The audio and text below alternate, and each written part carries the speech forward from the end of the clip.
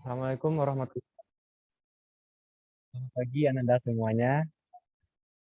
Apa kabar Ananda semuanya pada pagi hari ini? Semoga dalam keadaan sehat walafiat semuanya ya.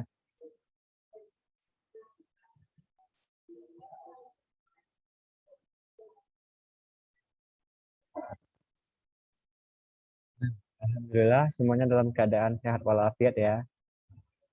Baiklah, sebelum kita memulai proses pembelajaran kita pada hari ini, alangkah lebih baiknya kita berdoa terlebih dahulu menurut kepercayaan kita masing-masing. Berdoa dimulai.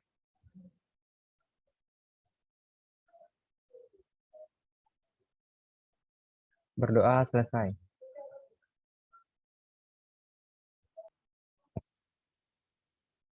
Sebelum memulai pembelajaran, Bapak akan mengecek kehadiran Ananda semua terlebih dahulu melalui partisipan yang bergabung ke dalam room Zoom ini.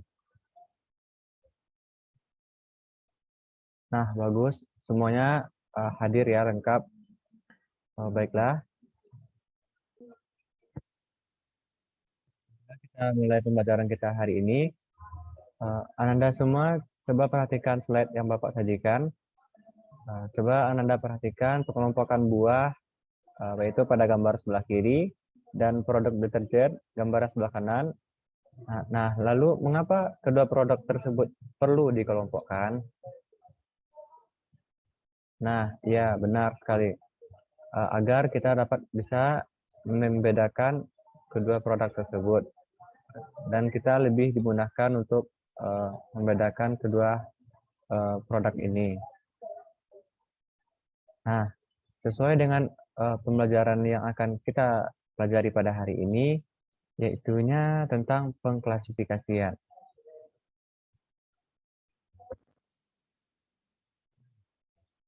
Ananda semua ada yang tahu apa itu pengklasifikasian?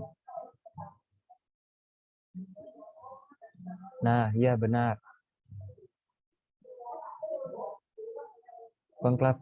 Pengklasifikasian adalah pengelompokan makhluk hidup berdasarkan persamaan ciri, cara hidup, tempat hidup, dan daerah penyebaran suatu makhluk hidup.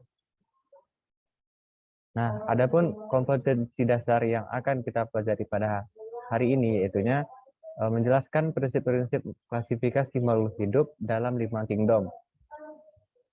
Kemudian tujuan pembelajaran kita pada hari ini yaitunya melalui model pembelajaran discovery learning, peserta didik dapat menjelaskan konsep klasifikasi 5 kingdom dengan baik dan benar. Melalui model pembelajaran discovery learning, peserta didik dapat menjelaskan prinsip-prinsip klasifikasi makhluk hidup dengan baik dan benar. Nah, adapun manfaat pengklasifikasian ini yang pertama yaitunya untuk mempermudah dalam mempelajari organisme yang beraneka ragam. Kemudian untuk melihat hubungan kekerabatan antara makhluk hidup yang satu dengan yang lainnya. Nah, dasar-dasar dari pengklasifikasian ini yang pertama yaitunya berdasarkan persamaan. Yang kedua, berdasarkan perbedaan. Yang ketiga, berdasarkan manfaat. Yang keempat, berdasarkan ciri morfologi dan anatomi. Yang kelima, berdasarkan ciri biokimia. Nah, klasifikasi ini juga memiliki macam-macamnya. Yang pertama yaitu klasifikasi sistem alami. Nah, yang kedua, klasifikasi sistem buatan. Yang ketiga, klasifikasi filogenetik. Nah, tahap-tahapan dalam mengelompokkan makhluk hidup, Linnaeus dianggap menjadi bapak taksonomi dunia dengan menyatakan tahapan yang bisa dijalankan melalui pendeskripsian klasifikasi makhluk hidup yang dikelompokkan. Tahap kedua ialah pengelompokan. Tahap ini dengan mengklasifikasikan makhluk hidup melalui dasar ciri-ciri yang dipunyai makhluk hidup itu. Makhluk hidup dengan ciri sama akan masuk dalam satu kelompok sama dan dapat disebut masuk dalam satu takson. Menjalankan penanaman takson, bila makhluk hidup telah dikelompokkan dalam takson-takson sejenis, berikutnya pemberian nama takson. Nah, setelah itu pemberian nama ini dijalankan guna mempermudah mengenali karakteristik di kelompok makhluk hidup khusus. Adapun identifikasi atau determinasi, ciri-ciri khas makhluk hidup menentukan nama makhluk hidup dengan benar dan menempatkannya dalam sistem klasifikasi. Langkah-langkahnya yaitu mengenali ciri makhluk hidup, membandingkan atau menyamakan dengan makhluk hidup yang sudah dikenal identitasnya. Dasarnya dapat berupa ingatan, bantuan orang lain, spesimen acuan, pustaka, atau data komputer. Selanjutnya yaitu kunci dikotom. Nah, misalnya suatu makhluk hidup mempunyai rambut. Ada yang mempunyai rambutnya banyak, ada yang berambut sedikit. Nah, yang memiliki rambut yang banyak ini dibagi lagi atau diklasifikasikan lagi menjadi dua, yaitu yang rambutnya panjang dan rambutnya pendek. Kemudian yang berambut pendek ini diklasifikasikan lagi menjadi yang berambut pendek hitam, berambut pendek putih. Lalu yang memiliki makhluk hidup yang memiliki rambut sedikit diklasifikasikan juga menjadi yang berambut sedikit rata, berambut sedikit yang tidak rata. Nama ilmiah memakai bahasa Latin. Nama ilmiah terdiri dari dua kata, yakni yang pertama ialah nama genus, serta kata kedua yakni nama spesies. Penulisan nama ilmiah ini ditulis menggunakan huruf cepak miring maupun di garis bawah. Huruf pertama dalam kata kedua atau nama spesies ini tidak memakai huruf kapital. Contohnya seperti penulisan nama ilmiah pada tanaman pisang, yaitunya Musa paradisiaca maupun Musa paradisiaca. Musa dalam nama ilmiah ini merupakan nama genus, sementara paradisiaca merupakan nama spesiesnya.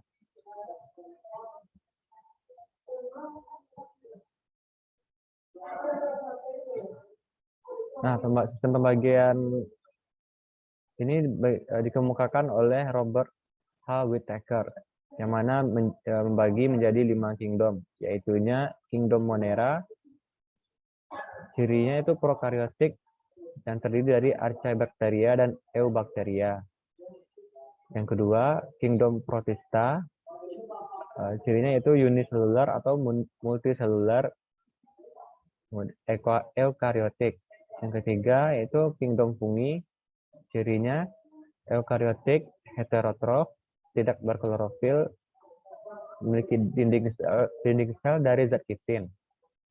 Yang keempat, kingdom Plantae, cirinya uniselular atau multiselular, eukaryotik, kemudian autotrof. Yang kelima, kingdom Animalia, cirinya itu multiselular, eukaryotik, heterotrof. Nah, mari kita kupas satu persatu. Yang pertama yaitu Monera, makhluk hidup yang bersatu atau dikenal dengan istilah unisel, yang belum terdiferensiasi menjadi jaringan, tidak mempunyai membran inti atau karyoteka sehingga selnya bersifat prokaryotik. Contohnya yaitu bakteri dan ganggang biru, yaitunya Cyanophyta. Semua bakteri dan ganggang hijau biru, cyanobacteri, misalnya Escherichia coli, Anabaena, dan lain-lain.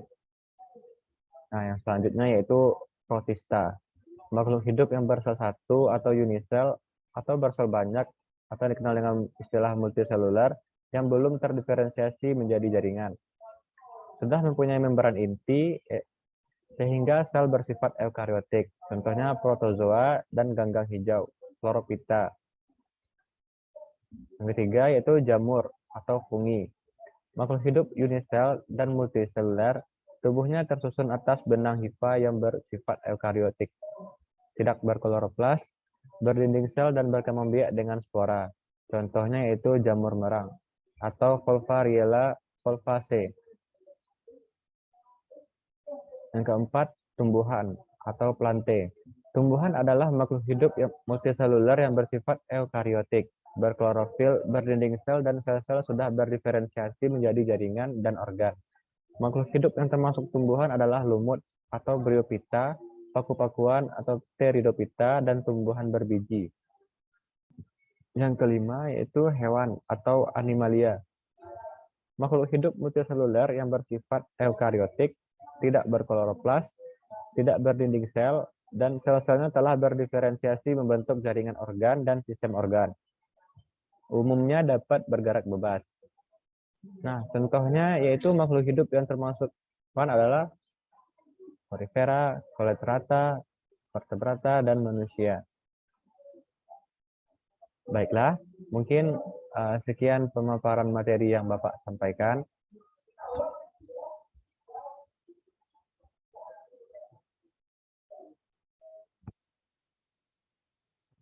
Dari Ananda semua, ada yang ingin ditanyakan terkait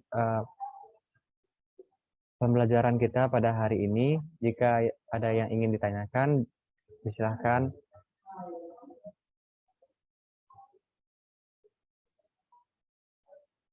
Baiklah, jika tidak ada lagi yang ingin ditanyakan, Bapak rasa semuanya sudah mengerti tentang pembelajaran kita pada hari ini. Dan semoga ilmu yang kita pelajari hari ini menjadi amal ibadah bagi kita semua. Selanjutnya, kita akan melaksanakan kuis. Kuisnya Bapak kirimkan melalui room chat. Silakan Ananda semua mengisi kuis tersebut selama 15 menit.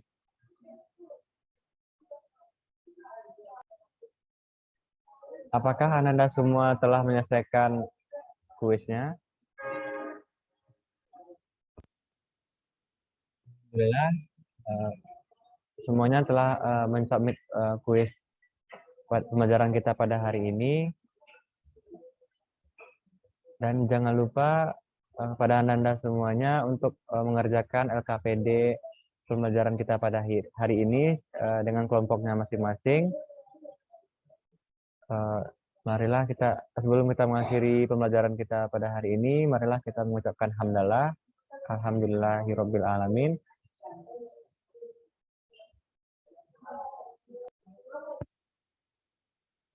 Kita akhiri pembelajaran kita pada hari ini.